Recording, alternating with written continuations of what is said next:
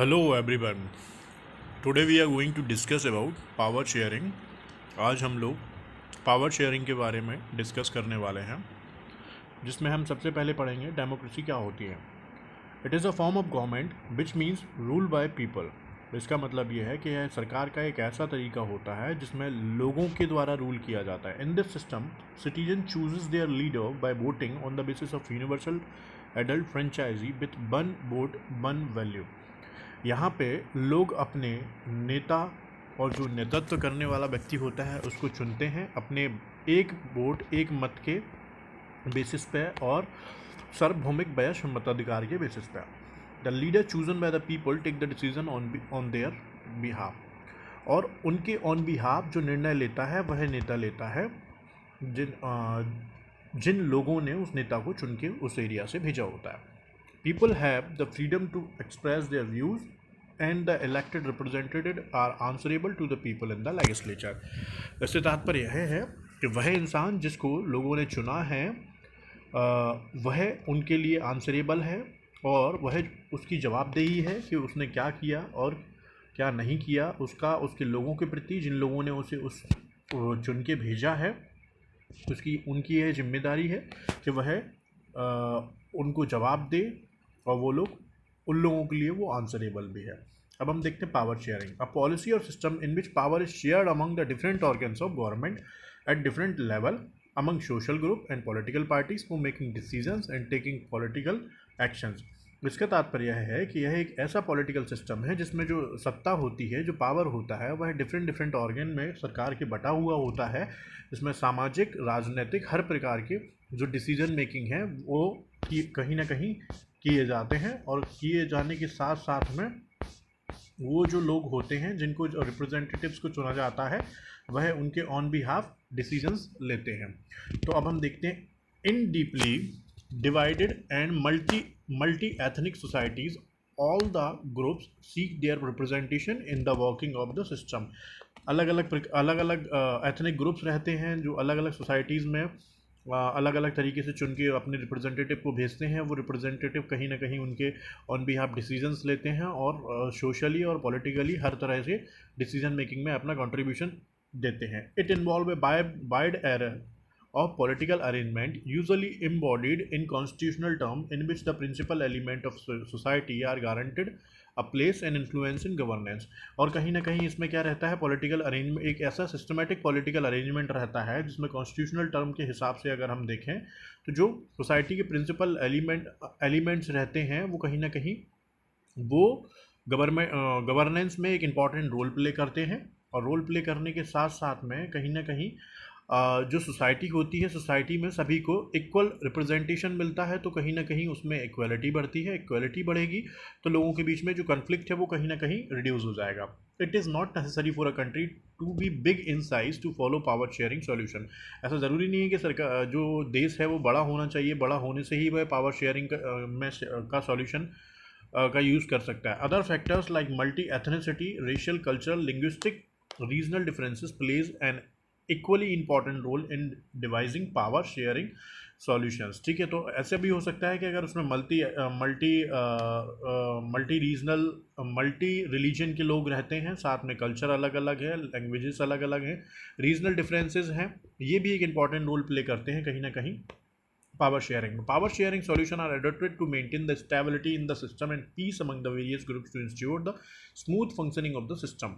और कहीं ना कहीं जो पावर शेयरिंग है वो इसलिए किया जाता है जिससे कि जो लोग हैं उनके बीच में शांति बनी रहे और शांति बनने के साथ में स्मूथ फंक्शनिंग चलती रहे irrespective of size of country. और उससे कंट्री के साइज से कोई लेना देना नहीं है। It discarded discrimination based on caste and creed. और ये क्या करती है, जो कास्ट जो क्रीड के बेसिस पे जो डिस्क्रिमिनेशंस किए जाते हैं उनको डिस्कार्ड करती है। It infuses a spirit of belongingness and trust among the citizens who feel that they have a stake in the system.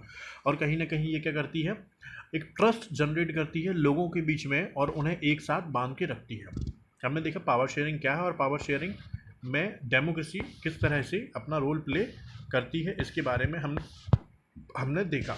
अब हम लोग देखते हैं कि पावर शेयरिंग क्यों ज़रूरत है और ऐसा क्या नीड आई कि हम पावर को शेयर करना पड़ा। तो हम इसके दो रीज़न देखते हैं। पहला देखते हैं हम विवेकपूर्ण रीज़न, ठीक है, और फिर हम देखेंगे नैतिक रीज़न।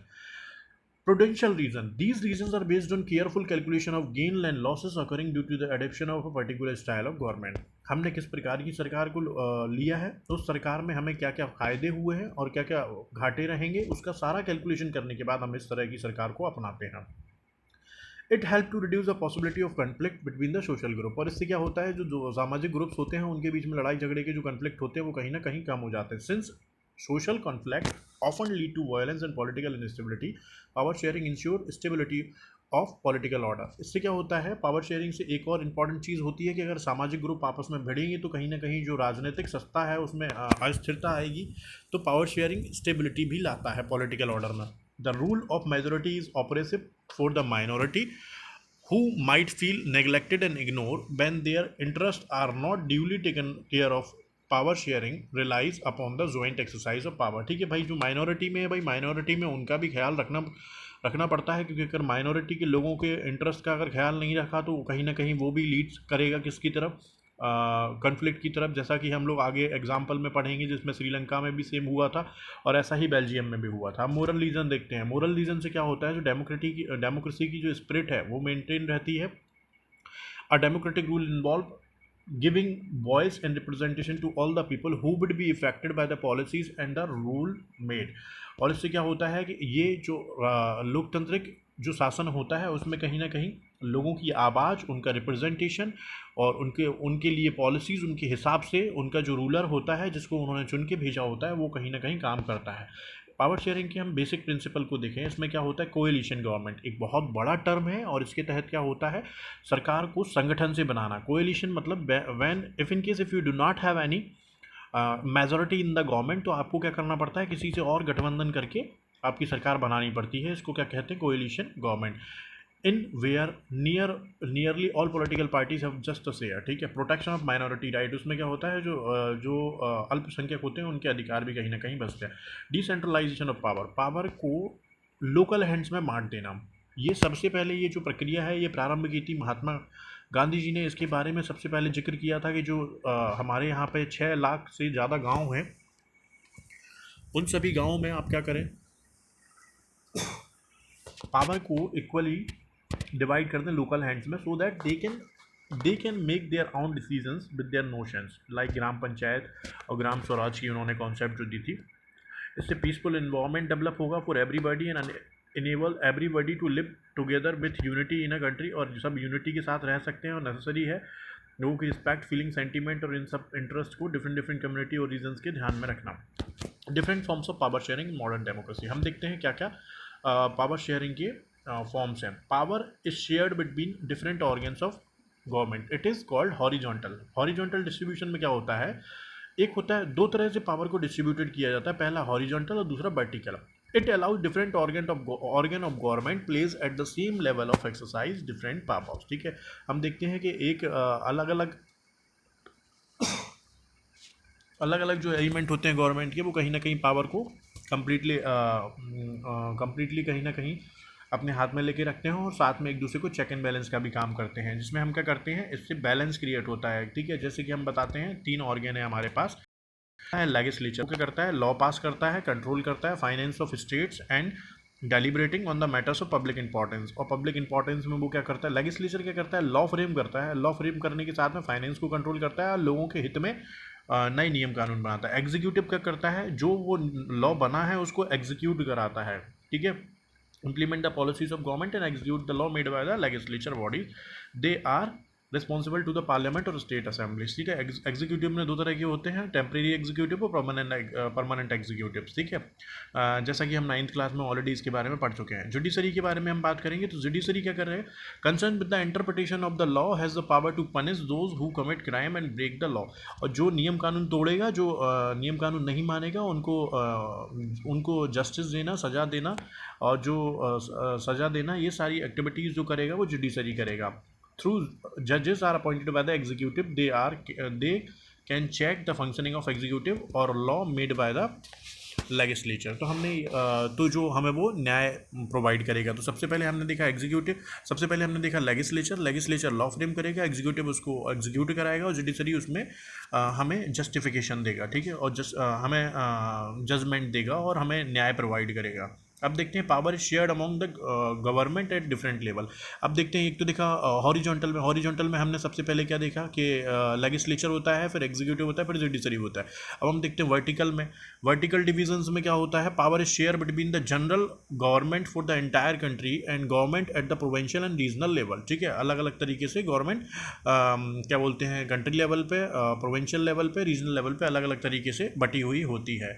जिसमें क्या आता है, देखो हमने यहाँ पे देखा the same principle can be extended to the level of government lower than the state government such as municipalities, panchayat, और अलग अलग तरीके से ये भी बट गया। और वहाँ पे कैसा बांटा है, सेंट्रल गवर्नमेंट, स्टेट गवर्नमेंट और प्रोविंशियल गवर्नमेंट और रीजनल गवर्नमेंट। ठीक है, the power and rights of various levels of country are clearly specified to avoid clashes and conflict. और सभी के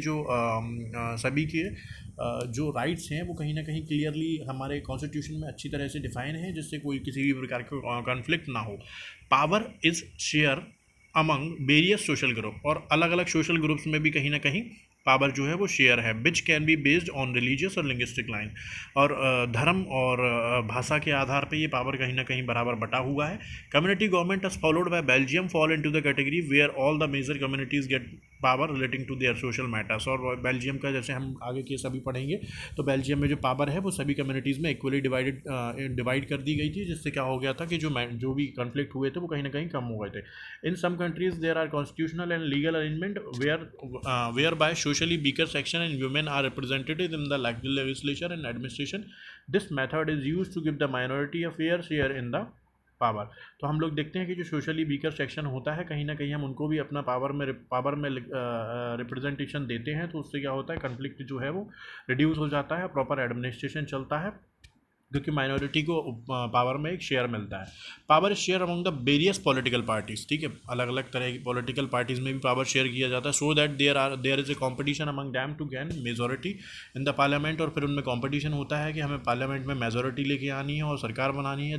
this multi party system provide option for the voters to choose from and also keep the ruling party under pressure to perform better to win majority in the future. Sometimes several parties join together to prove their majority, they form coalition government, thus share power। तो भैया ऐसा होता है कि multi party system में, जैसे कि India है, तो इसमें क्या होता है, कंपटीशन होता है। लोगों को अगर कोई चीज़ आपने करके नहीं दी सिस्टमेटिक, जितने वादे आपने किए थे, तो कहीं ना कहीं वो आपको क्या करेंगे, वो आपको अपने मत के थ्रू, अपने वोट की वैल्यू के थ्रू वो आपको हरा सकते हैं।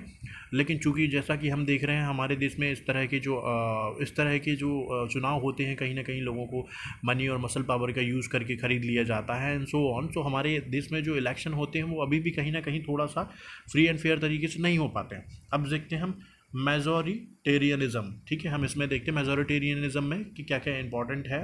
It is a political philosophy which asserts that a majority of population, majority by language, religion etc., has the right to take decision affecting the society। क्या होता है कि जब भाषा और धर्म के आधार पर जो लोग होते हैं और उनकी अगर मेजॉरिटी होती है, तो वो कहीं ना कहीं डिसीजन को इफेक्ट करते हैं। It mean submission of the minority group to the majority group for all the decision affecting their life. और इससे क्या होता है कि जो डिसीजन होते हैं वो कहीं ना कहीं इफेक्ट होते हैं। It often result in preferential policies being followed favoring the majority group in educational institute, government jobs and other opportunities, thus denying the minority equal right and opportunity. अब भैया होता है कि एजुकेशनल इंस्टीट्यूट से लेके हम सारी चीज़ों में जो संविधान में, जैसे अगर मान लो कोई मेजॉरिटी में है, जैसे Hindus are majority in India, तो अगर हम हिंदूज़ के हिसाब से सारी चीज़ें करेंगे तो कहीं ना कहीं उस चीज़ का कन्फ्लिक्ट हो ही जाएगा। तो हमें क्या करना है कि इस कन्फ्लिक्ट को अगर रिड्यूस करना है, तो what we have to do, हमें जो पावर है और हमें जो इक्वल अपॉर्चुनिटीज़ हैं वो प्रॉपरली डिस्ट्रीब्यूटेड करना चाहिए। जैसा कि हमारे कॉन्स्टिट्यूशन मेकर ने, जो फादर ऑफ ड्राफ्टिंग कमेटी के जो चेयरमैन थे और जिन्होंने कॉन्स्टिट्यूशन बनाया, डॉक्टर भीमराव अम्बेडकर, उन्होंने इस चीज़ को प्रॉपरली बड़े ही सिस्टमेटिक तरीके से बांटा। अब हम देखते हैं कमेंडेशन इन बेल्जियम मेजोरिटेरियनिज्म इन श्रीलंका। क्या हुआ था श्रीलंका में, देखते हैं। श्रीलंका जो फ्री हुआ था यूके से, वो 4 फरवरी 1948 को हुआ था, 1948 में हुआ था। मल्टी रिलीजन है यहाँ पे। हम देखते हैं Sinhalas community form the majority around. Sinhalas जो है 74% हैं उसमें of the population with Tamil के साथ में, who are mostly concentrated in the north and east of island, और जो कि नॉर्थ और ईस्ट में कहीं ना कहीं कंसंट्रेटेड है सिन्हालास अल्टीमेटली बुद्धिस्ट की बात कर रहे हैं, forming the largest ethnic minority. और और क्या है, फिर हम देखते हैं बाकी आके Sinhala speaking people are Buddhist while most of the Tamil are Hindus और मुस्लिम। बाकी जो मोस्ट ऑफ द तमिल हैं वो क्या है, हिंदू और मुस्लिम है, बाकी बुद्धिस्ट हैं। The leader of the Sinhala community sought to secure dominance over the government by virtue of their majority in 1956. An act was passed which recognized Sinhala as the official language of Sri Lanka. The government favored Sinhala applicants for the university positions and government job. A new constitution stipulated the state shall protect and foster Buddhism. अब नया नियम कानून बना दिया गया 1956 में भाई। अब की जो सिन्हाला है वही स्टेट की लैंग्वेज, बुद्धिस्ट जो है स्टेट की लैंग्वेज होगी। उन्हीं को यूनिवर्सिटीज़ गवर्नमेंट में सभी जगह उनको प्रमोशंस मिलने लगे, जिससे जो अपोजिशन पार्टी के जो लोग थे, जिसमें इंडियन जिसमें तमिल्स थे जो कि मुस्लिम्स और हिंदूज दोनों थे, और जिसमें श्रीलंकन तमिल्स भी थे और इंडियन तमिल्स भी थे। All such measures breed the feeling of alienation among the Tamils. इससे क्या हो गया, उन लोगों में अलग फीलिंग आने लगी और वो लोगों ने अपोज करना स्टार्ट कर दिया। They felt that their language culture was ignored and undermined by the major political party leads by the Buddhist Sinhala leader. It leads to civil war. Civil war हो गया वहाँ पे, लड़ाई झगड़ा हो गया देश में आपस में। Tamil who fight to create an independent state like Tamilium in the north and the east of country as result of thousands of people, both the community have been killed. जो लड़ाई झगड़ा हुआ, लड़ाई झगड़े में बहुत सारे लोग मारे गए। बहुत सारे लोगों के मारने के साथ में कि बाद में सरकार को जब ये चीज़ समझ में आई कि कहीं ना कहीं पावर को हमें इक्वली डिवाइडेड करना चाहिए, नहीं तो इस तरह के जो डिस्प्यूट्स हैं वो आगे समय में देखने को मिलेंगे। क्योंकि 74% जो सिन्हाला थे, अगर उनके हिसाब से चलेंगे तो जो रेस्ट ऑफ द लोग हैं वो कहीं ना कहीं डिस्प्यूट क्रिएट करते रहेंगे। बाद में जो कॉन्स्टिट्यूशन बनाया गया उसमें सभी लोगों को इक्वल अपॉर्चुनिटीज़ दी गई।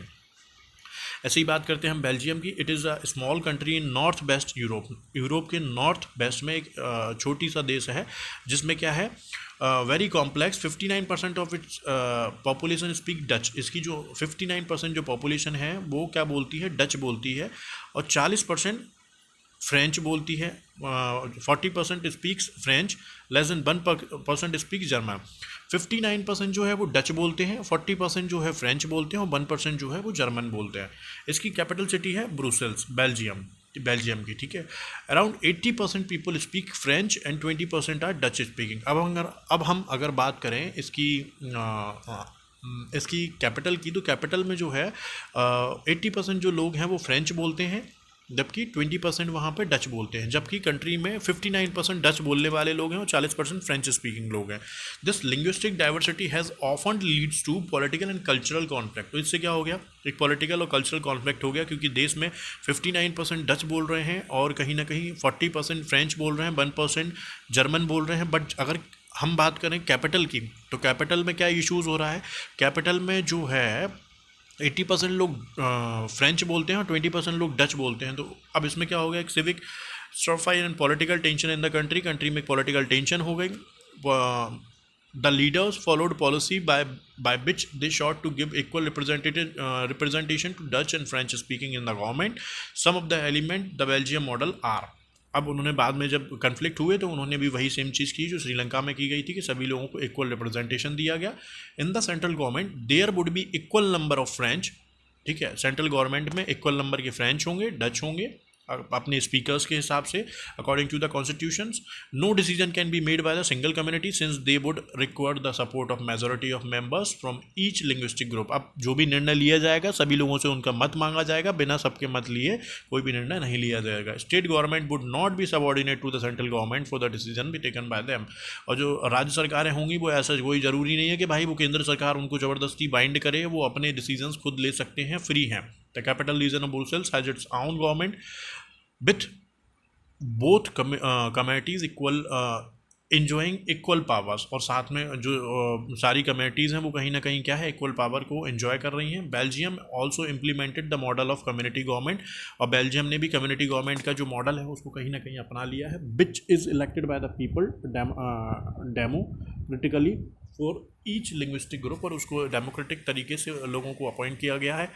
This government has power over the cultural, language and educational related matters. Policies followed by the Belgium are complicated but have enabled the leaders in creating environment for everyone to live together with unity without disturbing the social fabric of the condition. और धीरे धीरे करके जिस तरह से जो power था सभी लोगों में इक्वली डिस्ट्रीब्यूट हो गया कल्चर, लैंग्वेज और उनके परसेंटेज के हिसाब से, और तो जो डच और जो फ्रेंच स्पीकिंग थे उन सभी लोगों में जो डिस्प्यूट्स थे वो कहीं ना कहीं ख़त्म हो गए।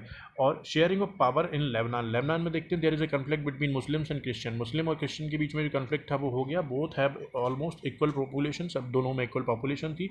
Bye an agreement they share the power, the agreement continues to be respected. और एग्रीमेंट के थ्रू पावर दोनों में शेयर हो गया, और शेयर होने के बाद दोनों ने उसको माना, और मानने के साथ में सरकार में कहीं ना कहीं अभी भी वह कंटिन्यूसली चला आ रहा है।